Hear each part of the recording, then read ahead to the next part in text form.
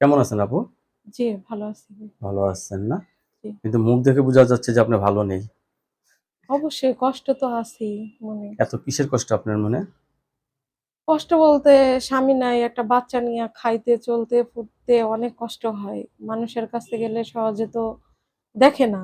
সবাই তো দেখে না। দেখে না, নিজেরটা নিজেই করতে হয়। কারণ আজকে যদি আমি অসুস্থ থাকি, দেখার মতো কেউই থাকে না আগে কি বিয়ে-শাদী বাসায়। হয়েছিল? জি, স্বামীর সাথে থাকেন না কেন? থাকি না, সে যৌতুক চায়, টাকা-পয়সা চায়, তো এইজন্য আইসা পড়ছি আমি। লাইক ডিভোর্স হয়েছে তো? জি, ডিভোর্স তাহলে এখন হইছে। আপনি চাচ্ছেন নতুন করে একজন জীবনসঙ্গী ছেলে যে বয়সের হোক আপনার কোনো সমস্যা নেই। না, সমস্যা নেই। বাবা-মা, ভাই-বোন কেউ আছে? বাবা নাই, মা আছে, অসুস্থ। লেখাপড়া করছেন কিছু? জি, করছি। কোন পর্যন্ত? ইন্টারমিডিয়াম অব্দি। বা ইন্টার পর্যন্ত লেখাপড়া করছেন? জি। দেখ এখন আপনি বিয়ে করতে চাচ্ছেন কারণ নারীর জীবনে একলা চলতে পারে? না, দর্শক আপুর কখনোই না। কথাগুলো শুনলেন। আপু অত্যন্ত সরল সোজা মানুষ। আপু আপনার কাছে ধন্যবাদ। আমার চ্যানেল সময় দেওয়ার জন্য। পরবর্তী কোনো ভিডিওর জন্য অবশ্যই অপেক্ষা করবেন।